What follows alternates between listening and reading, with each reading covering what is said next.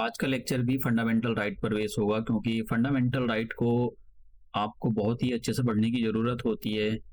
कुछ आर्टिकल्स तो ऐसे हैं फंडामेंटल राइट के अंदर, जैसे कि आर्टिकल 15 और आर्टिकल 16, उनकी क्लॉज बाय क्लॉज आपको पता होनी चाहिए क्योंकि उनकी क्लॉज पर, इवन सब क्लॉजेस पर भी क्वेश्चन पूछे जाते हैं। तो इसलिए आपको फंडामेंटल राइट के अंदर आर्टिकल 15 और आर्टिकल 16, ये दो आर्टिकल ऐसे हैं कि इनके बारे में डिटेल में पता होना चाहिए। देखो, बहुत सारी चीजें ऐसी हैं उसके अंदर कि आप डिटेल में जानकारी नहीं रख सकते हो, लेकिन कुछ आर्टिकल्स ऐसे हैं जो आपको पता होनी चाहिए, उन पर क्वेश्चन पूछे जाते हैं। इवन जब आप अपनी मेंस की आंसर राइटिंग कर रहे होते हैं तो इंट्रोडक्शन में, कंक्लूजन में, या फिर आप अपने आंसर को सपोर्ट करना चाहते हो, तो आपके पास कुछ ऐसा मटेरियल होना चाहिए जो जिससे आपका जो आंसर राइटिंग में उसको एक कॉन्फिडेंस मिले कि भाई हमारा जो ये बात आर्टिकल उस आर्टिकल में बोली गई है, तो उस कहीं ना कहीं आर्टिकल को अगर आप कोट करते हो अपने आंसर के अंदर तो उस वैल्यू एडिशन होता है आपके आंसर के अंदर। तो सबसे पहले हम आर्टिकल 340 देखेंगे, 340 के अंदर आर्टिकल हम 46 देखेंगे, और फिर ये अफर्मेटिव एक्शन क्या होता है, और फिर उसके बाद में हम अपना आर्टिकल 15 स्टार्ट करेंगे, और फिर हम कुछ क्वेश्चन देखेंगे। देखो, हम बस केवल आज आर्टिकल 15 ही, फंडामेंटल राइट के अंदर केवल आर्टिकल 15 ही देखेंगे। आर्टिकल 16 मैंने इंक्लूड नहीं किया क्योंकि आर्टिकल 16 दूसरे वाले लेक्चर के अंदर इंक्लूड करूंगा। एक्चुअली उसके अंदर बहुत सारी चीजें समझाने वाली हैं, इसलिए वो मैंने यहाँ पर उसको इंक्लूड नहीं किया है। आर्टिकल 15 के अंदर ही बहुत सारी चीजें समझाने वाली है। जब भी आप न्यूज़पेपर पढ़ोगे तो आर्टिकल 15 और 16 कहीं ना कहीं, और आर्टिकल 14 राइट टू इक्वलिटी, तो ये कहीं ना कहीं से आ ही जाते हैं। तो जैसे आर्टिकल 15 हो गया, आर्टिकल 16 हो गया, और आर्टिकल 19, तो ये आर्टिकल आपको डिटेल से पढ़ने की जरूरत है। और एक आर्टिकल 21, तो इनको हम देखेंगे कमिंग लेक्चर में। तो सबसे पहले हम आर्टिकल 340 के बारे में बात करते हैं कि आर्टिकल 340 किसके बारे में बात करता है। देखो, आर्टिकल 340 आपसे प्रीलिम के अंदर क्वेश्चन सीधे डायरेक्ट पूछे जा सकते हैं कि आर्टिकल 340 मैच द फॉलोइंग करा सकता है। एक साइड आर्टिकल दिए जा सकते हैं और दूसरी साइड आपको यहाँ पर उनकी उस आर्टिकल में क्या लिखा हुआ है तो वो पूछा जा सकता है। जैसे आर्टिकल 340 किसके बारे में बात करता है। देखो, आर्टिकल जो 340 है वो बात करता है कि एक कमीशन होगा, ठीक है। अब ये कमीशन जो होगा इसको प्रेसिडेंट अपॉइंट करेंगे।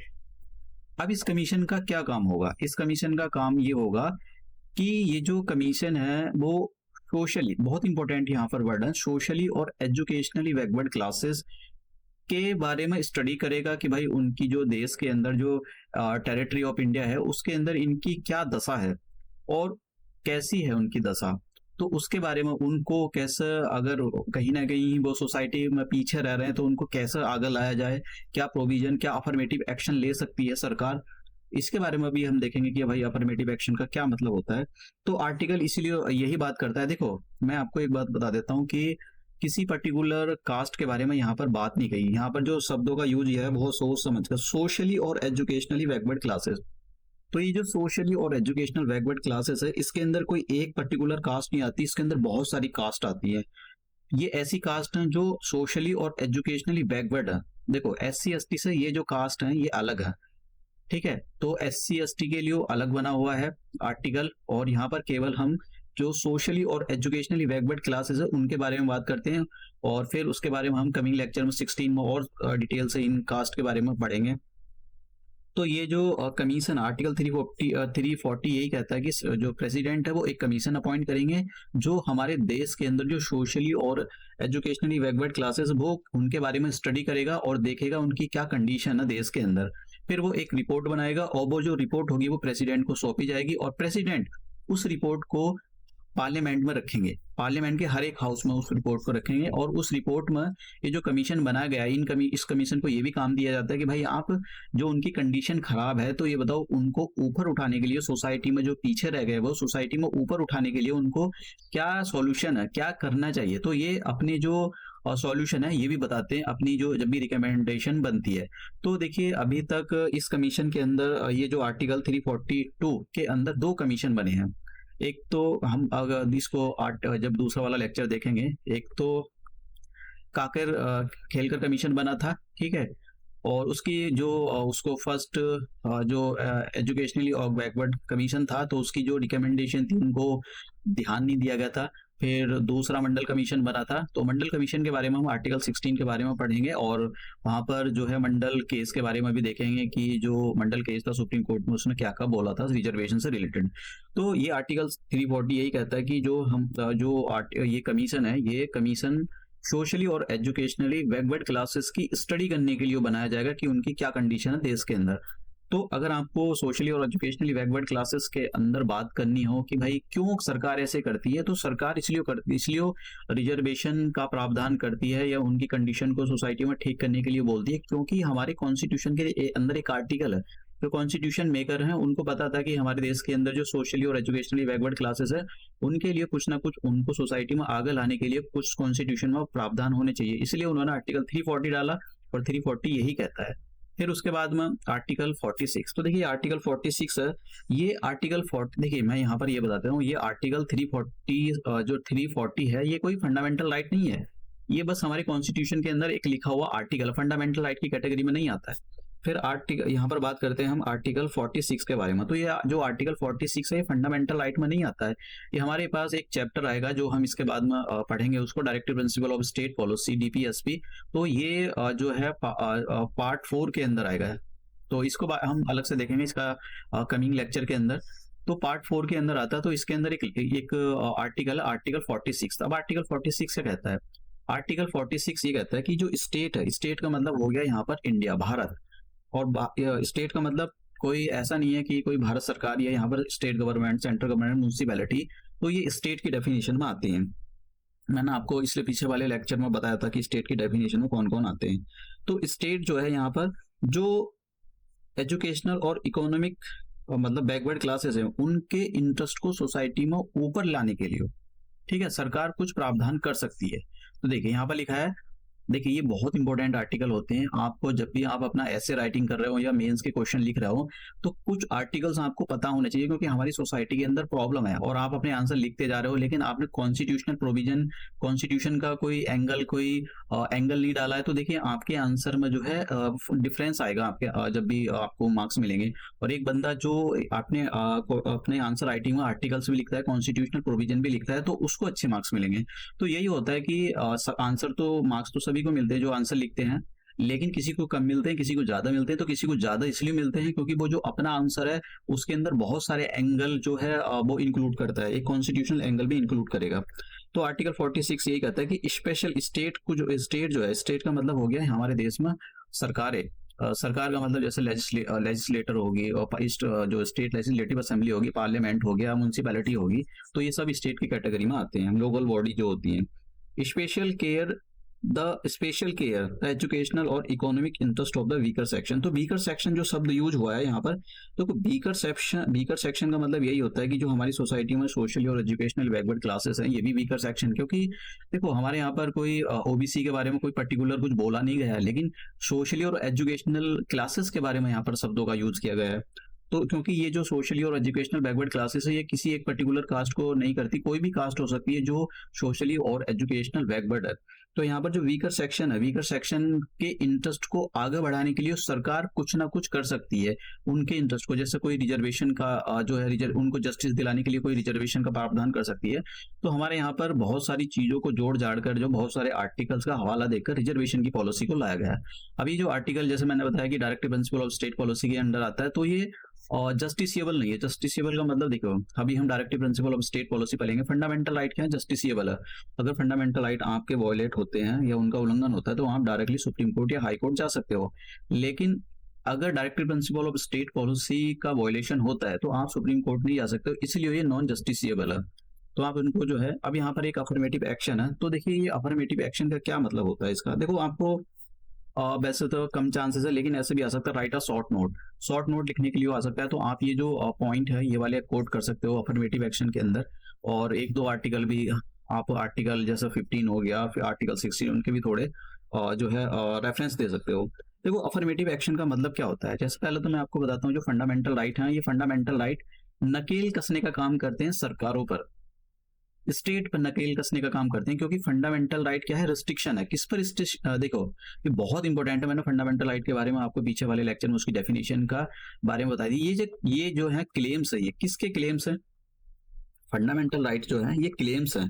किसके क्लेम्स है? Claims of citizen of India, किसके खिलाफ? Against state. स्टेट का मतलब जो सरकारें हैं, जो लोकल बॉडी है, उनके खिलाफ है। इसका मतलब ये हुआ कि जो फंडामेंटल राइट है ये नकेल कसने का काम करते हैं। जो सरकार है, सरकार आपकी जो फ्रीडम है, कहीं बहुत सारी चीजें ऐसी होती हैं कि सरकार आपके जो पर्सनल लाइफ में इंटरफेयर ना करे, तो इन चीजों से सरकार को दूर रखने के लिए कि वो आपकी जो पर्सनल लाइफ उसमें इंटरफेयर ना करे, फंडामेंटल राइट के कॉन्सेप्ट लाए गए हैं। तो फंडामेंटल राइट जब भी आते हैं, ये हमेशा सरकारों पर नकेल कसने का काम करते हैं।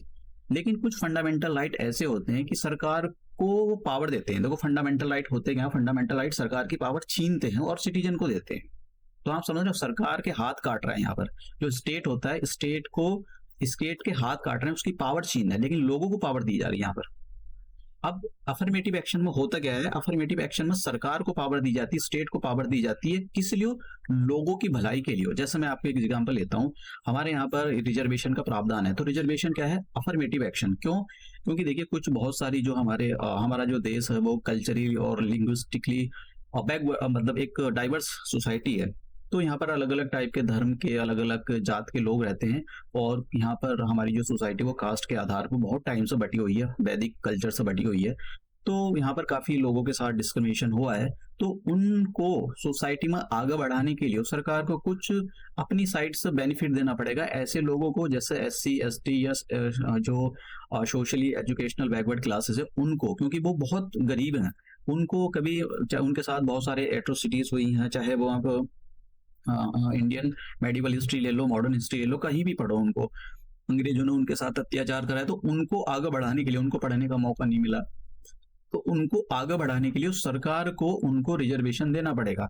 क्योंकि देखिए अगर किसी का मान लो 100 मार्क्स पर जो है, 100 मार्क्स पर किसी कहीं मेरिट लगती है, तो SC ST वालों के लिए हो सकता है कि 90 मार्क्स में लगे, तो 10% का इनको रिलैक्सेशन दिया गया है। मतलब 10 नंबर का रिलैक्सेशन दिया गया। तो 10% है क्या? ये 10% नंबर या 10%, 10 नंबर, ये एक रिलैक्सेशन है। किस टाइप का रिलैक्सेशन है कि भाई आपको ठीक है, आप पे 90 नंबर भी आ गए, तो हम आपको जो है जो भी है रिजर्वेशन है, चाहे वो जॉब में हो या उसमें आपको वो मिल जाएगा। एक बंदे को जो जनरल कैटेगरी से आता है उसको 100 नंबर पर मिलेगा, और एक बंदा जो कि SC ST से आता है उसको 90 नंबर पर मिलेगा। तो ये जो 10 नंबर का इसमें यहाँ पर रिलैक्सेशन किया है, यही है रिजर्वेशन, कि लोगों को ऊपर उठाने के लिए वहां पर क्राइटेरिया को थोड़ा रिलैक्स किया जाता है। तो सरकार करती है ये काम। जो सरकारें होती हैं, जो स्टेट होता है वो स्टेट करता है। क्यों? क्योंकि लोगों को ऊपर उठाने के लिए। तो सरकार का यही काम अफर्मेटिव एक्शन हो कहलाता है। देखो फिर से बता देता हूँ, फंडामेंटल राइट सरकार पर नकेल कसने का काम करते हैं, सरकार की पावर छीनते हैं, स्टेट की पावर छीनते हैं। लेकिन अफर्मेटिव एक्शन जो है स्टेट को पावर देता है। इसलिए नहीं पावर देता है कि वो कुछ भी करे, इसलिए पावर देता है कि जो सोसाइटी के अंदर जो बैकवर्ड क्लासेस हैं, जो SC ST हैं, उनको ऊपर उठाने के लिए, उनके लिए कोई अच्छी पॉलिसी बनाए जिससे वो समाज में उनका स्टेटस, जो इक्वलिटीज है वो हो समाज के अंदर कम हो सके। तो ये जो एक्शन होता है सरकारों का या स्टेट का, इसको अफर्मेटिव एक्शन बोलते हैं। अब हम बात करते हैं, अब देखिए हमारा आर्टिकल 15 आ गया है। तो आर्टिकल 15 देखिए, आर्टिकल 15 के अंदर क्लॉजेज हैं, और ये क्लॉजेज जैसे मैंने कहा आपको बहुत अच्छे से पता होनी चाहिए। अभी इसको क्वेश्चन पूछे भी गए हैं, कि क्लॉज पे क्वेश्चन पूछे गए हैं। जनरली कुछ आर्टिकल ऐसे हैं कि जिन पर क्लॉज पे क्वेश्चन भी पूछे जाते हैं, लेकिन जनरली ऐसा होता है कि क्वेश्चन क्लॉज पर नहीं पूछे जाते, बस आपको PCS के अंदर मोटा मोटा पूछ लिया जाता है। लेकिन आप न्यूज़पेपर पढ़ रहे हो, आपको कुछ पता ही नहीं है क्या कैसे ये काम करता है, कौन से फंडामेंटल राइट वॉलेट हो, तो आप कैसे लिखोगे मेंस के? इसलिए आपको कुछ चीजों के बारे में अच्छे से पता होना चाहिए।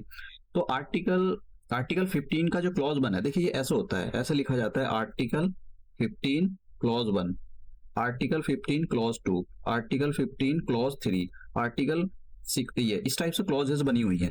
तो हम आर्टिकल 15 की क्लॉज 1 देखेंगे, सारी क्लॉजेस देखेंगे आज। क्लॉजेस देखो, क्लॉज 1 क्या कहती है कि देखो, ध्यान से सुनने की जरूरत है, कि स्टेट शैल नॉट डिस्क्रिमिनेट। जो स्टेट है, और स्टेट की डेफिनेशन बहुत बड़ी है। स्टेट के अंदर भारत सरकार आती है, स्टेट गवर्नमेंट आती है, लोकल बॉडी आती है, कोई भी statutory company, non statutory company, सारी चीजें आती हैं उसके अंदर, बहुत सारी जो स्टेट का काम कर रही हूँ। तो अगर कोई भी स्टेट, मतलब कोई भी स्टेट का मतलब एक ही स्टेट होगा, और स्टेट की डेफिनेशन बहुत बड़ी है। आर्टिकल मैंने 12 के अंदर बताया था कि स्टेट की डेफिनेशन क्या है।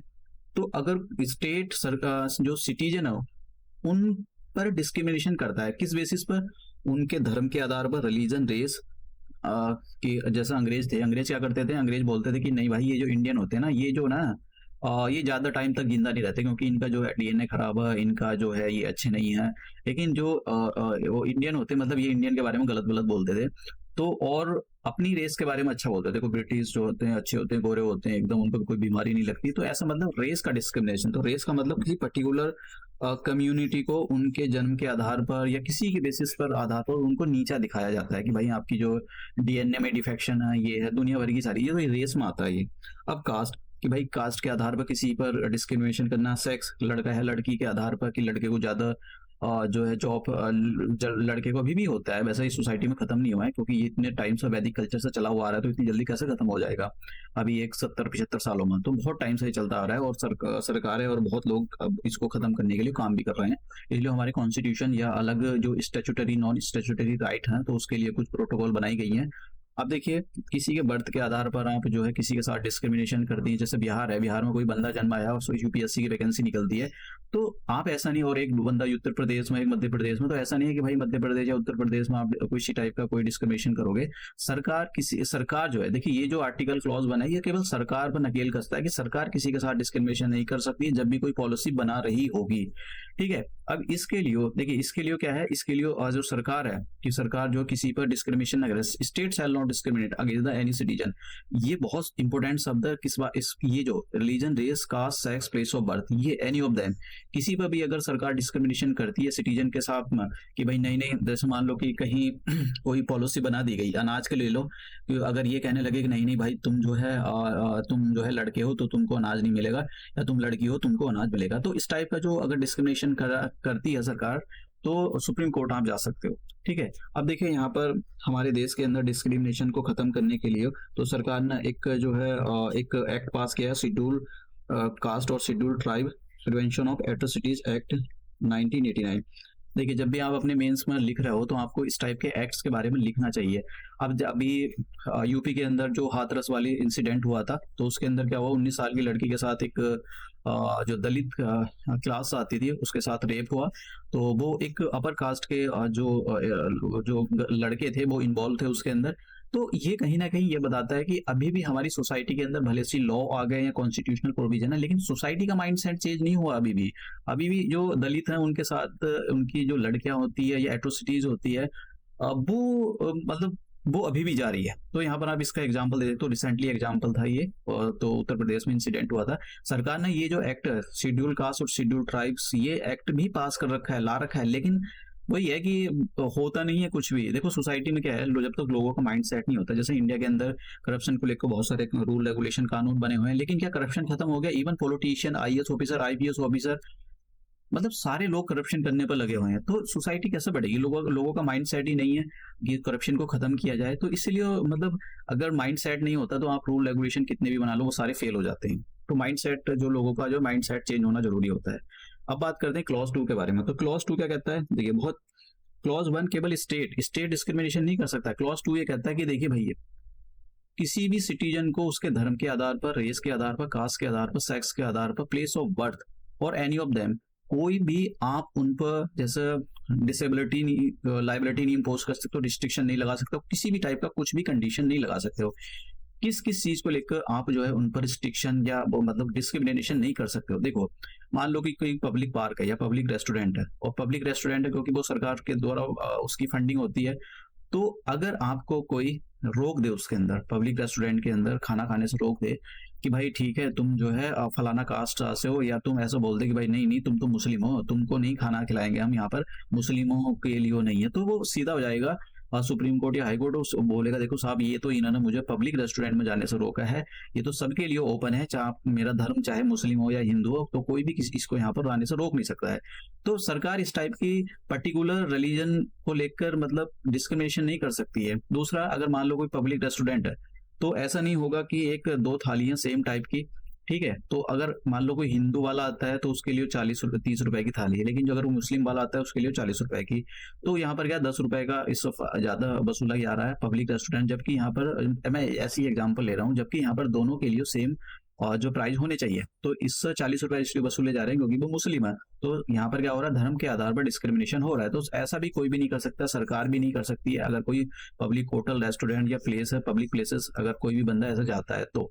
अब बात करते हैं, अगर कहीं कुएं में पानी लेने चले गए तो आप कोई भी इंडिविजुअल, कोई भी पर्सन, आपको आपको जैसे कि मान लो आप कोई घड़ा रखा हुआ है। अभी आपने दिल्ली जैसे शहरों में क्या करते हैं गर्मियों में, यहाँ पर रोड के पास में, जैसे मान लो ये रोड है तो उसके पास में घड़े रख देते हैं मटके, कि लोगों को प्यास लगे, चाहे कोई रिक्शा वाला, उनको भी पता होता है। मतलब जितने आप एजुकेटेड होते हो उतना डिस्क्रिमिनेशन कम होता है। तो लोग के जो लोग होते हैं यहाँ पर दिल्ली जैसे बड़े शहरों में, यहाँ पर काफी लोग पढ़े लिखे हैं और उनको पता है सोसाइटी की डिस्क्रिमिनेशन वगैरह ये जो लोग करते हैं ये बहुत गलत होता है। तो यहाँ पर रिक्शा वाले भी रहते हैं, अलग अलग टाइप के लोग रहते हैं, तो वो मटकियां अपने घरों के बाहर रख देते हैं, तो कोई भी आपका पानी पी सकता है। तो अब देखिए ये तो, अब देखिए यहाँ पर कोई डिस्क्रिमिनेशन करने लगे, नहीं नहीं भाई ये तो केवल SC ST वालों के लिए, यहाँ पर पानी पीने के लिए कोई जगह नहीं है, यहाँ पर तो केवल अपर कास्ट के, या फिर इस टाइप का डिस्क्रिमिनेशन नहीं होना चाहिए। तो अगर मतलब देखो कोई, जैसा किसी बंदे ने अपने घर के सामने रखा है तो वो तो खैर बोल सकता है कि नहीं नहीं भाई देखो ये जो है हमने अपने लिए रखा है, लेकिन हाँ वो कास्ट के आधार पर आपके साथ डिस्क्रिमिनेशन नहीं कर सकता है। इवन कुछ जो पब्लिक प्लेसेस होते हैं, जो पब्लिक रिसोर्ट होते हैं, उसमें भी आपको कोई भी मतलब कोई प्राइवेट पर्सन भी जो है आपके जो खिलाफ है वो डिस्क्रिमिनेशन नहीं कर सकता है। तो यहाँ पर ये बहुत जरूरी होता है कि सरकार भी आपके खिलाफ डिस्क्रिमिनेशन नहीं कर सकती इन सारी चीजों के आधार पर, और कोई प्राइवेट पर्सन भी आपके साथ डिस्क्रिमिनेशन नहीं कर सकता। तो ये भी आता है कि ये बताओ, ये फंडामेंटल राइट, एक स्टेटमेंट आता है कि फंडामेंटल राइट क्या सरकार पर ही नकेल लगाते हैं या फिर किसी प्राइवेट पर्सन पर नकेल लगाते हैं कि भाई आप किसी के खिलाफ भी डिस्क्रिमिनेशन नहीं कर सकते हो रिलीजन, रेस, कास्ट, सेक्स और प्लेस ऑफ बर्थ के आधार पर। तो देखिए ये सरकार पर भी नकेल कसते हैं कि सरकार भी किसी के धर्म के आधार पर या कास्ट के आधार पर या सेक्स के आधार पर डिस्क्रिमिनेशन नहीं करती, और कोई प्राइवेट पर्सन भी डिस्क्रिमिनेशन नहीं कर सकता आपके खिलाफ। जैसे मैंने आपको बोला कि कोई मटका रखा हुआ है कोई, और आपको ऐसा कोई कहने लगे तो वो अलग बात है, लोग ना वो जाए, लेकिन हाँ लेकिन वो आपको ऐसे नहीं बोल सकते नहीं नहीं भाई आपने मटका गंदा कर दिया, फलाना कर दिया। मतलब ये सब चीजें नहीं हो सकती। अनटचेबिलिटी वाला कॉन्सेप्ट आ जाता है फिर यहाँ पर, वो अभी हम सीखेंगे आने वाले आर्टिकल्स के अंदर। तो देखिए क्लॉज 2 के बारे में यहाँ पर जैसे मैंने कहा, जो क्लॉज 2 है, देखिए ये क्लॉज 2 आर्टिकल 2 की क्लॉज 2 है। क्लॉज 2 के अंदर सब क्लॉज बनी है, क्लॉज A और क्लॉज B। तो क्लॉज 2 जो है सरकार के खिलाफ भी जो है नकेल कसती है, और जो प्राइवेट इंडिविजुअल होते हैं, जो प्राइवेट पर्सन होते हैं चाहे कंपनी हो, उनके खिलाफ भी जो है यहाँ पर मतलब नकेल कसती है। तो यहाँ पर जो फंडामेंटल राइट है वो दोनों के खिलाफ है, जो सरकार के खिलाफ भी है, स्टेट के खिलाफ भी है, और जो प्राइवेट पर्सन होते हैं या कंपनी होती है उनके खिलाफ भी है। अब सरकार ने जो है भाई protection of the civil rights act 1955 pass कर रखा है। क्यों? कि हमारे जो ये लोग हैं जिनके पब्लिक रेस्टोरेंट पर कहीं एक्सेस कर रहे हैं, उसको उनके साथ मतलब अनटचेबिलिटी हो रही है, तो उसको रोकने के लिए। तो देखिए जब भी आप अनटचेबिलिटी के बारे में बात करें तो सिविल प्रोटेक्शन राइट के बारे में जरूर बात करें, इन आर्टिकल के बारे में, आर्टिकल 15 के बारे में बात करें। देखो एक बेसिक, देखो आपने मान लो प्री निकाल लिया, मेंस में कैसे लिखोगे? तो जब तक आपको एक कंप्रहेंसिव, जब भी आप लिख रहे होते हैं तो ये सारी चीजें लिखने की जरूरत नहीं होती, लेकिन आर्टिकल तो डालोगे ना, कि आर्टिकल 15 क्लॉज 2, थोड़ा सा उसके बारे में तो बताओगे, बेसिक सा, चाहे अपनी लैंग्वेज में लिखो, लेकिन ऐसा वैल्यू एडिशन होता है। अब आप ऐसा रामकथा लिखते जा रहे हो कि भाई आपने पूरा लिख दिया, अरे भाई बेसिक उसको वो देना पड़ता है आपको, थोड़ा सा अपनी साइड से उसको मतलब एक पावर देनी पड़ती है आर्टिकल को, कि भाई ये बात जो है उसमें लिखी है, तो कॉपी चेक करने वाला पीछे नहीं हटेगा, फिर वो आपको अच्छे मार्क्स देगा, नहीं कि भाई इसको बंदे को पता है, इसने जो है कॉन्स्टिट्यूशन के बारे में भी इसको पता है। अब आर्टिकल 3 क्या, आर्टिकल 15 का क्लॉज 3 क्या कहता है? आर्टिकल 15 का क्लॉज 3 ये कहता है, देखिए आर्टिकल 15 का क्लॉज 2 खत्म हो गया है, अब आर्टिकल 15 का क्लॉज 3 देखते हैं। तो जैसे मैंने कहा ऐसे लिखे हुए हैं, आर्टिकल 15 का क्लॉज 1, आर्टिकल 15 का क्लॉज 2, आर्टिकल 15 का क्लॉज 3, ऐसे आर्टिकल और 6 तक है ये, आर्टिकल 15 का क्लॉज 4, आर्टिकल 15 का क्लॉज 5, आर्टिकल 15 का क्लॉज 6। तो इस टाइप से क्लॉजेस बनी हुई है। तो हम यहाँ पर क्लॉज 3 पर आ गए। अब देखिए क्लॉज 3 ये कहता है कि देखिए अगर सरकार, मतलब यहाँ पर सरकार के बारे में बात नहीं करता मैं, हर बार सरकार निकल जाता है, तो स्टेट अगर स्टेट स्पेशल बेनिफिट दे रही हो, किसको? बच्चों को और चिल्ड्रन को। देखो हमारी जो सोसाइटी वो पैट्रियार्कल सोसाइटी है, तो मेल डोमिनेटेड सोसाइटी हमारी, तो मतलब औरतों को पीछे ही रखा जाता है और बच्चों के साथ भी काफी डिस्क्रिमिनेशन होता है। तो अगर सरकार को कुछ ना कुछ बच्चों को ऊपर उठाने के लिए, बच्चों के साथ डिस्क्रिमिनेशन ना हो, ठीक है, उनका जो हरासमेंट वो ना हो और वो सोसाइटी में आगे बढ़ सकें। देखो सिंपल सी बात है, किसी बच्चे का अगर बेसिक अधिकार छीने जा रहे हैं, उसको पढ़ाई में आप नहीं ला रहे हो, तो फिर वो मतलब कैसे सोसाइटी में आगे बढ़ेगा? तो सिंपल सी बात है, वो किसी के घर में लड़की होगी तो बर्तन ही साफ कर रही होगी, और वहाँ पर जो वो उनको अपनी उसके साथ बहुत सारे केसेस होते हैं, उनके साथ रेप हो जाते हैं, मारा-पीटी होती है। तो ऐसी सारी चीज़ें हमारे समाज में जो है सोशल इनइक्वालिटीज़ मतलब फैली हुई हैं। तो वो उसका एक रीज़न ये है कि सरकारों को और दूसरे जो भी है चाहे प्राइवेट इंडिविजुअल जैसे कि कोई एनजीओ है, उनको पढ़ाई-लिखाई में बहुत ध्यान बच्चों का अट्रैक्ट करना चाहिए। और बच्चे क्यों नहीं पढ़ पा रहे हैं, पेरेंट्स क्यों नहीं पढ़ा रहे हैं, उस पे भी सरकार को ध्यान देना चाहिए। ऐसा नहीं कोई आपने लॉ लिया है बस। देखो बहुत सारे यहाँ पर क्या है कि जैसे मध्य प्रदेश के अंदर, उत्तर प्रदेश के अंदर, बिहार के अंदर लोग यहाँ पर दिल्ली जैसे शहरों में आते हैं, क्योंकि वो बेचारे बहुत गरीब होते हैं, तो वो अपने बच्चों के साथ भी आ जाते हैं। अब वो दिल्ली के अंदर वो 1 साल रहेंगे, फिर कहीं दूसरी जगह चले जाएँगे, तो उनके बच्चों की एजुकेशन नहीं हो पाती है। तो सरकारों को भी इस चीज़ पे ध्यान देना चाहिए कि भाई वो अपना जो है वो बच्चों को अच्छे से पढ़ा सकें, क्योंकि जब तक बच्चे नहीं पढ़ेंगे तब तक सोसाइटी में उनका जो एक स्टेटस है वो ऊपर नहीं उठ पाएगा। अब बात करते हैं हम औरतों के बारे में। तो देखो जैसा मैंने कहा, आर्टिकल 15 का क्लॉज 3 ये कहता है कि अगर सरकार कोई भी प्रोविजन करती है, किसके लिए प्रोविजन करती है? देखो ये जो आर्टिकल 15 का क्लॉज 3 है, ये केवल बच्चों और औरतों के लिए है। तो अगर बच्चों और औरतों को समाज में ऊपर उठाने के लिए सरकार कोई भी पॉजिटिव डिस्क्रिमिनेशन करती है, पॉजिटिव डिस्क्रिमिनेशन का मतलब सॉरी अफर्मेटिव एक्शन, अगर अफर्मेटिव एक्शन का मतलब तो कोई भी ऐसी चीज लाती है जिससे औरतों को और बच्चों को फायदा होता है, तो वो ऐसा सुप्रीम कोर्ट में आप ऐसा नहीं जा सकते कि साहब, जैसे मान लो देखिए फीमेल के हक में सरकार ने कुछ अच्छी पॉलिसी बना दी, ठीक है, और मेल को वो फायदा नहीं मिल रहा है, तो ऐसा नहीं है कि मेल सुप्रीम कोर्ट में जाएगा, देखो साहब ऐसा बोलेगा कि देखो साहब इन्होंने आर्टिकल 15 का वायलेशन कर दिया, आर्टिकल 15, तो सुप्रीम कोर्ट कहेगा नहीं नहीं भाई, देखो सोसाइटी के अंदर फीमेल के साथ बहुत ज्यादा डिस्क्रिमिनेशन होता है, तो अगर इनको स्पेशल बेनिफिट दिया जा रहा है औरतों को, तो आप ये मत सोचो कि आपके साथ कोई डिस्क्रिमिनेशन हो रहा है, ऐसा कुछ नहीं है। तो ये सारी चीजें हैं कि ये जो है आर्टिकल जो 15 का क्लॉज 3 है, ये इसी चीज से डील करता है। तो आर्ट देखिए, जैसे बच्चों के लिए क्या बोला गया है? देखिए बच्चों के लिए ये बोला गया है कि भाई, जैसे मैंने बोला कि सरकार बच्चों के लिए ऊपर उठाने के लिए, उनके लिए अगर कोई भी एक अफर्मेटिव एक्शन लेती है, तो कोई सुप्रीम कोर्ट नहीं जा सकता कि साहब देखो हमारे साथ वायलेशन, हमारा जो फंडामेंटल राइट है हमारे उनका उल्लंघन हो रहा है। तो सरकार ने जो है बच्चों को ऊपर उठाने के लिए, बच्चों को अच्छी एजुकेशन देने के लिए, गरीबों के बच्चों को अच्छी एजुकेशन देने के लिए एक एक्ट पास करा है, जिसका नाम है right to free and compulsory education for the children. तो ये सरकार एक्ट भी लाई और कॉन्स्टिट्यूशनल अमेंडमेंट एक्ट भी करा था, वो हम देखेंगे आने वाले टाइम में। फिर औरतों को ऊपर उठाने के लिए, औरतों को ऊपर उठाने के लिए देखो, एक अब 2017 में मोदी सरकार जब आई थी, तो मैटरनिटी बेनिफिट अमेंडमेंट एक्ट 2017 लाए थे ये। तो इसके अंदर यही है कि इसके अंदर जो औरतें होती हैं, जो प्रेग्नेंट होती हैं, जो प्राइवेट कंपनियों में काम कर रही होती हैं या सरकारी उसमें काम कर रही होती हैं, तो उनको जो है और डिलीवरी से पहले कुछ बेनिफिट दिए जाते हैं, जैसे पेड लीव दी जाती है, मतलब वो 6 वीक का, शायद मुझे पता नहीं रहा एग्जैक्टली, 6 वीक पर जा सकती हो।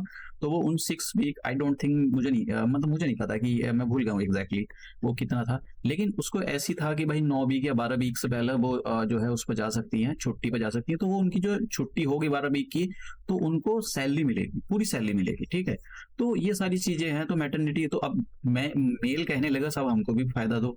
अरे भैया, औरतों को देखिए, औरतें क्या है, बच्चों को जन्म देती है, तो उनके साथ बहुत सारी जो है मतलब प्रॉब्लम होती है, मेडिकल प्रॉब्लम होती है। तो मेन के साथ में थोड़ी होती है ये प्रॉब्लम। तो अब उनको ऊपर उठाने के लिए भाई देखो, अगर उनके साथ यही सब सिस्टम चलता है तो पीछे रह जाएंगी ना। मारो 12 वीक, मान लो कि 12 वीक बहुत ज्यादा होते हैं, अब उनकी सैलरी कट के बेचारी अपने घर का खर्चा कैसे चलाएगी, अपने बच्चों को कैसे पालेगी, तो इसलिए उनको स्पेशल बेनिफिट दिए गए हैं। तो अगर सरकार ऐसा कुछ करती है, तो भाई कोई सुप्रीम कोर्ट नहीं जाएगा, ये नहीं बोलेगा सरकार हमारे साथ डिस्क्रिमिनेशन कर रही है कि सरकार ने औरतों को ज्यादा बेनिफिट दे दिया, हमारे को बेनिफिट नहीं दिए। एडल्टरी का भी यही केस है कि अगर मान लो मेल किसी एक्स्ट्रा अफेयर में पाया जाता है, मैरिटाइल अफेयर में, तो सरकार मेल को तो पनिशमेंट कर सकती है, लेकिन फीमेल को नहीं कर सकती है। तो स्पेशल बेनिफिट दिए गए हैं यहाँ पर। अब बात करते हैं हम आर्टिकल ये क्लॉज 4 की। आर्टिकल 15 का क्लॉज 4 क्या कहता है? आर्टिकल 15 का क्लॉज 4 ये कहता है, बहुत इंपॉर्टेंट है ये सारे के सारे, इसलिए मैंने इन पर सेपरेट लेक्चर बनाया है। क्योंकि आप चाहे यूपीएससी की, स्टेट पब्लिक सर्विस कमीशन, किसी की भी तैयारी कर रहे हो, लेकिन जब तक आपको देखो, बच्चों को तो कुछ पता ही नहीं रहता। जैसे तारे जमीन पर जो है वो उसके शब्द घुमा ही देते हैं, ऐसी फंडामेंटल राइट के अंदर बच्चों को पता ही नहीं कि भाई कौन सी क्लॉज में क्या लिखा हुआ है, और वो रट्टा मार के तो कर लेंगे, लेकिन जैसे ही जरा सा क्वेश्चन टेढ़ा हुआ, बस खत्म, मामला खत्म, उनसे होएगा ही नहीं। तो आर्टिकल 15 क्या कहता है, आर्टिकल 15 का क्लॉज 4 ये कहता है कि भाई देखो सरकार, ध्यान से सुनना, मैं सरकार बोलता हूँ, स्टेट लगाओ स्टेट, अगर स्टेट कोई भी स्पेशल प्रोविजन कर रही है, किसके लिए स्पेशल प्रोविजन कर रही है, एडवांसमेंट, एडवांसमेंट का मतलब होता है आगे बढ़ाने के लिए, किसको आगे बढ़ाने के लिए, अगर कोई भी सोशली और एजुकेशनल बैकवर्ड क्लास है तो। अब जैसे मैंने कहा कि सोशली और एजुकेशनली बैकवर्ड क्लासेस के अंदर ये बहुत सारी कास्ट आती हैं, तो सबको मिलाकर जो एजुकेशनली और सोशली और एजुकेशनली बैकवर्ड क्लासेस बोला जाता है। तो ये जो इसके लिए आर्टिकल मैंने आपको 340 भी बताया, तो इनको आगे बढ़ाने के लिए, और जो शेड्यूल कास्ट होते हैं, जो शेड्यूल ट्राइब होते हैं, इनको आगे बढ़ाने के लिए और सरकार कुछ भी उनको आगे बढ़ाने के लिए कुछ बेनिफिट दे रहे हैं, तो फिर आप ये नहीं जा सकते हो कि सुप्रीम कोर्ट में जाओगे कि भाई देखो आर्टिकल 15 का वॉयलेशन हो गया, 14 का वॉयलेशन हो गया, राइट टू इक्वलिटी का वॉयलेशन हो रहा है, देखो सरकार हमारे साथ भेदभाव कर रही है। तो आप ऐसा नहीं कर सकते हो। जैसे कि अब यहाँ पर सबसे अच्छा एग्जाम्पल क्या है, ये जो एग्जाम्पल है इसमें, जैसे कि आपने देखा होगा जो पब्लिक एजुकेशनल इंस्टीट्यूशन है, तो पब्लिक एजुकेशन इंस्टीट्यूशंस में क्या है कि सीट को रिजर्व कर रखा जाता है। जैसे मान लो कि 100 सीट है, किसी भी पब्लिक एजुकेशनल इंस्टीट्यूशन के 100 सीट है, तो 100 सीट में तो 27% ओबीसी के लिए रखा जाएगा, और बाकी मतलब इसमें से सीट को रिजर्व कर दिया। ठीक है, कुछ हो सकता है 3 सीट किसी दूसरी कास्ट के लिए और 2 सीट मतलब, तो 30 सीट मान लो, मैं ऐसी एग्जांपल ले रहा हूँ हाइपोथेटिकली, तो 30 सीट रिजर्व कर दी, और बची कितनी 70 सीट, तो 70 सीट पर जो जनरल क्लासेस होती है उनका कंपटीशन होगा, बाकी 30 सीट पर जो है वो रिजर्व सीट है। तो यहाँ पर जो ये जो एजुकेशनली SC ST वाले ये आ सकते हैं यहाँ पर। तो हालांकि ये 27% केवल ओबीसी वालों के लिए, SC ST वालों के लिए अलग से रिजर्वेशन है, तो वो अभी हम आगे देखेंगे। तो ये क्या है, सरकार जो है, सरकार ने स्पेशल बेनिफिट दे दिया किसको, जो सोशली और एजुकेशनल बैकवर्ड क्लासेस है और जो SC ST है उनके लिए, क्योंकि उनको भाई आसानी से देखो, इनके साथ डिस्क्रिमिनेशन तो हुआ ही, इन लोगों के साथ इसमें कोई दो राय नहीं है, चाहे आप किताबें कितनी भी पढ़ लो, सुप्रीम कोर्ट के जजमेंट देख लो, लेकिन इस बात से इग्नोर नहीं कर सकते। और अगर देखें आप इनको ऊपर नहीं उठाते हो, तो कुछ लोग कहते हैं कि भाई जैसे जनरल लोगों का ये होता है कि भाई क्यों उठाएंगे, हम अपने टैक्स का, देखो अगर आप उसको ऊपर नहीं उठाते तो बहुत बुरा हाल हो जाएगा। इवन यहाँ पर लोग, देखो लोग जब परेशान हो जाते हैं ना, तो उनके पास कुछ उठाने के लिए कुछ नहीं है सिवाय अपनी जान की बाजी लगाने के सिवाय, वो सिर्फ आतंकवादी बनेंगे देश में, और जो है अनस्टेबिलिटी आएगी। जैसे कि आपने देखा है कि इस टाइम क्या हो रहा है, इराक और ईरान, ये सीरिया वगैरह में, इसमें यही तो है कि वहां पर जो सबसे बेकार सड़े हुए लोग हैं, जिनको बेचारों को खाने पीने, उनको आतंकवादी बनाया गया है। तो एक आइडियोलॉजी के थ्रू बनाया जाता है, इसलिए इनको स्पेशल बेनिफिट जरूरी होता है किसी भी सोसाइटी के अंदर। अगर आप नहीं देते तो ये लोग बेचारे खाने के लिए किसी की दुकान लूटेंगे, किसी को मारेंगे, काटेंगे। तो वो सब ऐसा नहीं है कि उन्होंने ये सब किया तो वो गलत है, भाई उन्होंने अपने लिए ठीक किया है, क्योंकि उस टाइम जो टाइम की डिमांड है, उनको खाना है, बेचारे कैसे अपने बच्चों का पेट पाले करेंगे। इसलिए जो ये सोशली एजुकेशनली बैकवर्ड क्लासेस हैं और ये SC ST हैं, इनको स्पेशल बेनिफिट देने होते हैं, क्योंकि ये आगे पढ़ेंगे लिखेंगे, इनकी अच्छी जॉब लगेगी, तो सोसाइटी में एक स्टेटस बनता है इनका कि भाई ठीक है। और बहुत सारी चीजें जो है हमारी जो देश है उसके अंदर जो है नहीं हो पाएंगे, जैसे कि टेररिज्म या सेपरेटिज्म की जो एक जो फीलिंग है लोगों के अंदर आ जाती है, तो अगर ये नहीं लाती है सरकार तो समझ लो ये बढ़ती चली जाती है। अब बात करते हैं हम तो देखो ये बहुत इंपॉर्टेंट है यहाँ पर आर्टिकल, इसके बारे में मैंने बताया यहाँ पर, एक इसके बारे में करता है reservation of the seat in the public educational institution. तो आर्टिकल 15 का क्लॉज 4 इसके बारे में बात करता है।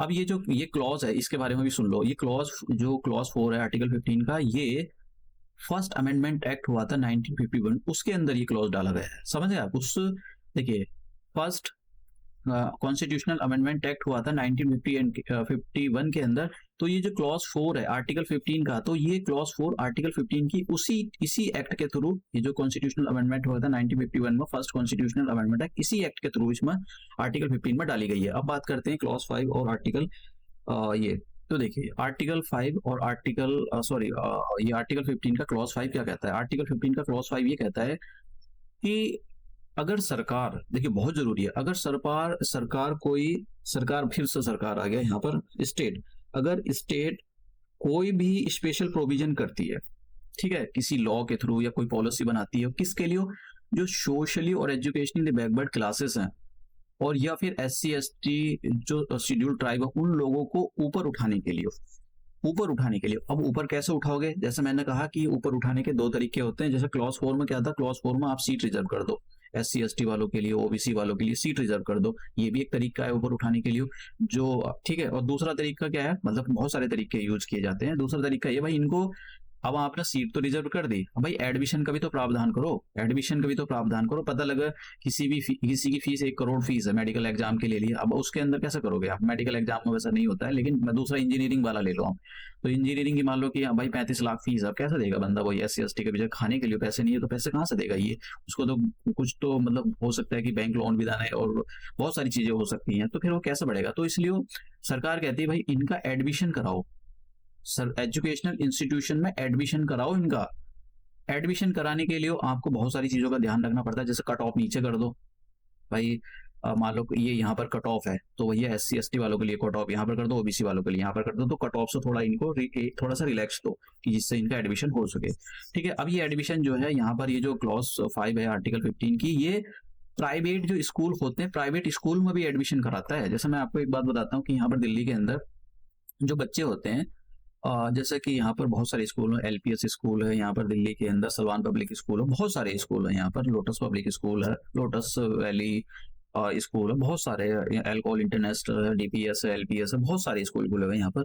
तो इन स्कूलों के अंदर जो गरीबों के बच्चे होते हैं, क्योंकि इनकी फीस काफी होती है, तो इन यहाँ पर कुछ सीट रिजर्व होती है। जैसे मैंने ले लेता हूँ कि 1000 सीट है, तो 1000 सीट में से कुछ ना कुछ हर सेशन में ये सीट अपनी निकाल कर रखेंगे। लेट से 100 सीट इन्होंने निकाल कर रखी कि भैया कोई भी अगर SC ST या फिर ये एजुकेशनल के बैकवर्ड क्लासेस से कोई भी किसी के भी बच्चे आते हैं, क्योंकि उनका प्रोसीजर तो एक ही होता है, तो उनके एडमिशन में छूट दी जाएगी। उनको जो है 100 सीट उनके लिए रिजर्व है, तो वो जो है 100 बंदों को इसमें भर्ती करेंगे, मतलब 100 जो बच्चे हैं उनको यहाँ पर पढ़ाएंगे। वो उनकी फीस भी कम होती है, उनको जो फीस कंसेशन भी दिया जाता है, फीस भी कम होती है। तो वो जो फीस एडमिशन किया जाता है, देखो ये बहुत इंपॉर्टेंट है, इसको क्वेश्चन पूछा है कि एडमिशन करना है एजुकेशनल इंस्टीट्यूशन या प्राइवेट में भी, ये कौन सी आर्टिकल के अंदर बात होती है, कौन से आर्टिकल के अंदर बात होती है, और आर्टिकल में भी कौन सी क्लॉज के अंदर बात होती है? तो आर्टिकल 15 के अंदर बात हो रही है और उसमें भी क्लॉज 5 के अंदर बात हो रही है। अब देखिए सरकार ने क्या करा है, सरकार ने देखो सरकार ने जो है ये जो क्लॉज, ये जो आर्टिकल 15 की क्लॉज है, ये 93rd अमेंडमेंट एक्ट हुआ था, अमेंडमेंट एक्ट आया था 2005 में। तो ये जो प्रोविजन है जो क्लॉज 5 है, आर्टिकल 15 का जो क्लॉज 5 है, ये 93rd कॉन्स्टिट्यूशनल अमेंडमेंट एक्ट 2005 में सरकार ने ये प्रोविजन डाला है। और फिर उसके बाद में देखिए उसके बाद में क्या हुआ, उसके बाद में सरकार ने कॉन्स्टिट्यूशन में तो प्रावधान कर दिया, लेकिन उसके लिए एक्ट भी बनाना पड़ता है। ऐसा नहीं कि आपने कॉन्स्टिट्यूशन में कोई बात लिखी हुई है तो उसके लिए आपको देखो 2 काम करने पड़ते हैं। एक तो आपको अपने कॉन्स्टिट्यूशन में संशोधन करना है, दूसरा आपको कोई एक्ट बनाना पड़ेगा। तो 2 काम एक साथ करने पड़े। तो सरकार ने कॉन्स्टिट्यूशन में हमारे ये पहले क्लॉज डाली, फिर उसके बाद में जो है उन्होंने एक मतलब एक एक्ट लाए। ये एक्ट क्या है कि सेंट्रल एजुकेशनल इंस्टीट्यूशन रिजर्वेशन इन एडमिशन एक्ट 2006। तो ये एक्ट आया। इस एक्ट का नाम कि भाई 27% जो है जो रिजर्वेशन है, वो सीटों का रिजर्वेशन जो एडमिशन होएगा वो OBC को जाएगा। ठीक है, किस किस में जाएगा? जैसे IIT हो गई, IIMS हो गए, तो इनके अंदर समझ गए आप। और ये उसके अंदर भी होता है, प्राइवेट के अंदर भी होता है। फिर 2000 में सुप्रीम कोर्ट के, जैसे कि जब भी कोई कॉन्स्टिट्यूशनल अमेंडमेंट होता है तो लोग बाग सुप्रीम कोर्ट चले जाते हैं कि देखो साहब ये फलाने का वायलेशन हो गया, ढिमकाने का वायलेशन हो गया, आर्टिकल 14 आर्टिकल 15 का सर्वनाश कर दिया, ये कर दिया, वो कर दिया, डिस्क्रिमिनेशन कर दिया। तो ऐसी जो है फिर जो है सुप्रीम कोर्ट में हुए। तो सुप्रीम कोर्ट का 2008 में एक जजमेंट आया था। सुप्रीम कोर्ट ने बोला भाई ये जो सरकार ने 93rd कॉन्स्टिट्यूशनल अमेंडमेंट एक्ट 2005 करा, ये भी सही है। और जो सरकार ने ये जो एक्ट पास करा सेंट्रल एजुकेशनल इंस्टीट्यूशन और प्राइवेट इन एजुकेशन एक्ट 2006, ये भी ठीक है। इसमें जो है 27% जो है रिजर्वेशन, जो 27% का जो रिजर्वेशन कोटा है OBC को दिया गया है, ये बात बिल्कुल ठीक है। जो IIT और IIMS में होते हैं तो उनके लिए तो ये बात बिल्कुल ठीक है। और इसमें कोई भी भैया सरकार ने जो है लोगों को ऊपर उठाने के लिए, जो सोशल एजुकेशनल बैकवर्ड क्लासेस है, जो SC ST उनको ऊपर उठाने के लिए ये सब किया है। तो ये कोई डिस्क्रिमिनेशन नहीं है। तो ये बिल्कुल बिल्कुल बिल्कुल बात है, तो बिल्कुल बात ठीक है। तो हमारा क्लॉज 5 हो गया आर्टिकल 15 का। अब बात करते हैं हम क्लॉज 6 आर्टिकल 16। देखो आर्टिकल 16 नहीं, आर्टिकल 15। आर्टिकल 15 का क्लॉज 6 बात करते हैं। तो क्लॉज 6 किसके बारे में बात करता है? देखो क्लॉज 6 जो बात करता है, ये पहले तो मैं आपको बता देता हूँ, मोदी सरकार जैसी पावर में आती है तो देखो जो जनरल कैटेगरी होती है ना, जनरल कैटेगरी में जो अपर कास्ट होती है, ऐसा नहीं है कि सारे लोग उसमें अमीर है। तो कहीं ना कहीं ये बहुत अच्छा काम था कि जो है इनको रिजर्वेशन दिया गया है। तो सरकार ने जो अपर कास्ट होती है, अपर कास्ट में बहुत लोग गरीब हैं, तो उन लोगों को फायदा होना चाहिए। भाई देखो मतलब कास्ट के बेसिस पर वो नहीं हो सकता है किसी स्टेट में जाट बहुत अमीर हो, लेकिन ऐसा भी तो नहीं है ना, वो कहीं पर तो लोगों के लिए खाने को भी लिए नहीं है। मतलब लोग, उनकी हालत एससी एसटी से भी ज्यादा खतरनाक है। मतलब बस भीख ही नहीं मांग सकते, वरना सारे वो बेचारे मजदूरी कर करके अपना पेट पालते हैं। तो अपर कास्ट में भी गरीबी है, अपर कास्ट में भी बहुत सारी सोशल बैकवर्डनेस है। तो इन लोगों को, जो अपर कास्ट है, जनरल कास्ट होती है, उसमें जो जो इसमें जो इकोनॉमिकली वीकर सेक्शन है उनको ऊपर उठाने के लिए तो सरकार ने एक एक्ट पास करा, 103rd, देखिए ये पूछा जाता है, 103rd कॉन्स्टिट्यूशनल अमेंडमेंट एक्ट 2019 में सरकार ने पास करा। तो इसके अंदर ये प्रोविजन था कि भाई अगर जो सोशली और एजुकेशनली बैकवर्ड क्लासेस है, समझ गए आप, ईडब्ल्यू एस का मतलब यही होता है, जो सोशली और सोशली वीकर सेक्शन है सोसाइटी का, ईडब्ल्यूएस, उनको ऊपर उठाने के लिए सरकार एक तो रिजर्वेशन करेगी, एजुकेशनल इंस्टीट्यूशन में कुछ सीट को रिजर्व करके रखेगी, और उनका उनका एडमिशन भी कराया जाएगा उन इंस्टीट्यूशंस में, चाहे वो प्राइवेट हो या फिर कोई पब्लिक हो।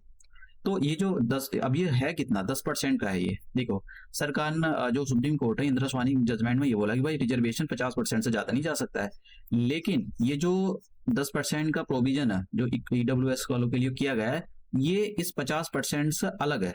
समझ गए आप, ये जो 50% का रिजर्वेशन है और ये जो 10% का रिजर्वेशन है, ये 50 सरकार ने, देखिए उसके बारे में अगले वाले आर्टिकल में हम बात करेंगे। ये जो 50% का सरकार ने सुप्रीम कोर्ट ने बोला था कि भाई रिजर्वेशन आप 50% से ज्यादा नहीं दे सकते हो, तो ये जो अब ईडब्ल्यूएस वालों के लिए रिजर्वेशन दिया गया है, ये 50% से अलग है। मतलब ये तो 50% तो दिया जाएगा एससी एसटी वालों को, ओबीसी वालों को, लेकिन ये 10% ईडब्ल्यूएस वालों को दिया जाएगा। तो जैसे मैंने कहा, हाँ, इसके अंदर तो ये जो 10% का, ये इससे ज्यादा नहीं दे सकते भैया ईडब्ल्यूएस वालों के लिए, ये इससे कम दे सकते हैं लेकिन ज्यादा नहीं दे सकते, अपर लिमिट है ये। तो इसमें ये आपको पता होना चाहिए। अब एक और चीज मैं यहाँ पर बताना चाहता हूँ, लेकिन माइनॉरिटी एजुकेशनल इंस्टीट्यूशन, वहां पर रिजर्वेशन का प्रावधान नहीं है ईडब्ल्यूएस वालों के लिए और इनके इनके लिए जो अभी यहाँ पर मैं बता रहा था, ये यहाँ पर कहाँ गया, जो शेड्यूल्ड कास्ट यहाँ भी था, जो माइनॉरिटी एजुकेशनल इंस्टीट्यूशन, वहां पर रिजर्वेशन का कोई ये रहा, देखो ये आर्टिकल 15 का क्लॉज 5 का, तो यहाँ पर ये बोला कि भाई आप एजुकेशन, ये जो माइनॉरिटी के एजुकेशनल इंस्टीट्यूशन है उसमें आप रिजर्वेशन का प्रावधान नहीं कर सकते हो। तो अगर क्वेश्चन ये आता है कि जो हमारा कॉन्स्टिट्यूशन है, कॉन्स्टिट्यूशन के अंदर आर्टिकल 15 है, क्या इसके अंदर जो रिजर्वेशन का प्रावधान है वो जो माइनॉरिटी एजुकेशनल इंस्टीट्यूशन उनके लिए भी है? देखो उनके लिए नहीं है, समझ गए आप, उनके लिए आप सरकार जो है जो माइनॉरिटी एजुकेशनल इंस्टीट्यूशन उनके लिए प्रावधान नहीं कर सकती है कि भाई हम उनके लिए उनमें जो है रिजर्वेशन कर रहे हैं, उनके लिए नहीं कर सकते हैं। अब तो ये फिर जैसे जो ये वाला केस आया, सॉरी ये वाला अमेंडमेंट होगा 2019 में, तो फिर वही कुछ लोग जाएंगे सुप्रीम कोर्ट में, वो करेंगे, वो अपनी दलील देते हैं कि, तो यहाँ पर एक केस आया, वो लोग गए सुप्रीम कोर्ट में सुनवाई की, जनहित अभियान versus union of India case था 2022। तो इसमें जो है सुप्रीम कोर्ट ने ये बोला, मतलब ये आपको ऐसा जजमेंट देने की जरूरत नहीं, बस थोड़ा सा आप कहीं भी रेफरेंस दे सकते हो, ये अगर कहीं जरूरत पड़ रही है तो एक से थर्ड जो एक से ये 103 कॉन्स्टिट्यूशनल अमेंडमेंट एक्ट जो सरकार ने पास किया है, जो इकोनॉमिकली वीकर सेक्शन है सोसाइटी के, उनको 10% का रिजर्वेशन देने के लिए जो अमेंडमेंट किया गया है, ये बिल्कुल ठीक है, इसमें कोई दिक्कत नहीं है, क्योंकि हमारी सोसाइटी के अंदर जो जनरल कास्ट है उनमें भी बहुत लोग गरीब हैं, तो ये बिल्कुल ठीक है। अब देखिए सरकार ने ये प्रावधान किया गया है, ये इसमें जॉब में भी है और एजुकेशनल इंस्टीट्यूशंस में जो सीट रिजर्व की जाती है उनके लिए भी किया गया है। तो यहाँ पर ये इस टाइप के क्वेश्चन पूछे जाते हैं। अब मैं आपसे थोड़े से क्वेश्चन पूछता हूँ। देखिए ये पिछले सालों में कुछ क्वेश्चन पूछे हैं। Which article have been inserted to provide the reservation for the economically weaker section of the society 2019? तो आपको क्लॉज दे रखी है, तो मैंने आपको बताया क्लॉज 5, सॉरी आर्टिकल 15 का क्लॉज 6 में ये बात हुई है, समझ गए, और आर्टिकल 16 के जो क्लॉज 6 है उसमें ये बात की गई। तो वो हम दूसरा आर्टिकल जब डिस्कस करेंगे तो उसके बारे में, तो इसका जो आंसर है वो डी आंसर है, ये आंसर है इसका, ठीक है, हिंदी इंग्लिश दोनों टाइप के जो देख सकते हैं। अब यहाँ पर ये है कि under which article of the constitution reservation in the admission to the educational institution including private aided और अनएडेड और फॉर एससी एसटी मेड, कौन सा देखिए ये वाला, ये मैंने अभी आपको आर्टिकल 15 का क्लॉज 5 बताया। सारे यूपीएस पीसीएस के द्वारा क्वेश्चन पूछे गए ये, अब फिर से यही क्वेश्चन फिर से पूछ लिया है यहाँ पर, तो इसका ये हो जाएगा दूसरी फॉर्म में पूछा है, under which article constitution reservation in the admission to the educational institution including private and unaided, ये तो हिंदी वाले भी देख सकते हैं, हिंदी हिंदी दोनों के अंदर है। अब यहाँ पर ये है कि right to discrimination prohibition of the discrimination on the ground of religion etcetera article 15 of the constitution of India is fundamental right classified under, तो राइट टू इक्वलिटी। देखो अभी हम धीरे धीरे पढ़ रहे हैं, दो जो the right to equality, right to equality के अंदर कुछ आर्टिकल आते हैं, ये कहाँ से कहाँ तक आते हैं? राइट टू इक्वलिटी के अंदर आर्टिकल 14 आता है, आर्टिकल 15 आता है, आर्टिकल 16 आता है, आर्टिकल 17 आता है, आर्टिकल 18, ये जो आर्टिकल है 5, 1 2 3 4 5 आर्टिकल 14 से लेकर आर्टिकल 18 तक ये राइट टू इक्वलिटी के अंदर आता है। तो आपसे एक सिंपल सा क्वेश्चन भी पूछा जाता है कि ये बताओ कि आर्टिकल राइट टू इक्वलिटी के अंदर कौन कौन से आर्टिकल आते हैं, तो इस टाइप से भी क्वेश्चन आपसे पूछे जाते हैं कि भाई राइट टू इक्वलिटी के अंदर आर्टिकल बताओ। अभी हम राइट टू फ्रीडम के बारे में दूसरे वाले लेक्चर में जब आएंगे, कमिंग स्लाइड में देखेंगे। तो ये हमारा जो पिछले सालों में आयोग ने किस टाइप के क्वेश्चन पूछे ये भी मैंने दिखाया है। देखो इन्फॉर्मेशन यहाँ पर इसलिए मैंने डाली क्योंकि 2-3 लेक्चर और 2-3 जो आर्टिकल्स हैं उनके बारे में मैं डिटेल्स डिस्कस करूंगा, चाहे एक ही आर्टिकल, क्योंकि जब आप न्यूज़पेपर पढ़ रहे हो या किसी भी कुछ भी आप पढ़ रहे हो तो आपको समझ में आना चाहिए एक्चुअली चल क्या रहा है ये, कि भाई ऐसा नहीं कि भाई ऐसी बस एक राम कहानी सी पढ़ ली और हो गया, क्योंकि आपको बेसिक अंडरस्टैंडिंग की नॉलेज नहीं है तो फिर देखो पॉलिटी का सेक्शन आप इसमें स्कोर इतना अच्छा भी नहीं कर सकते हो कि कोई कहने लगे कि भाई ये सब कुछ फ्री में रखा है। देखो इतना आसान नहीं होता है, वरना फिर वही बहुत दिक्कत होती है कि हम इजी क्वेश्चन आया, मुश्किल क्वेश्चन आया, तो बहुत सारी दिक्कत होती है। इसलिए देखो और दूसरा मैं बार बार बोलता हूँ कि देखो टेस्ट सीरीज तभी काम करती है जब आपके फंडामेंटल क्लियर है। तो फंडामेंटल क्लियर नहीं है तो फिर आपने 2-4 क्वेश्चन किसी टेस्ट सीरीज के लगा दिया और आप निकल गए, फिर कहने लगे कि सर मेरा प्री निकल जाएगा, तो ऐसा नहीं है। प्री के क्वेश्चन बहुत मुश्किल होते हैं, इवन कभी कभी मतलब प्री जो है मेन से भी टफ माना जाता है। तो ये हम अपना लेक्चर यहीं समाप्त करते हैं और मिलते हैं अपने आर्टिकल 16 में नेक्स्ट लेक्चर में।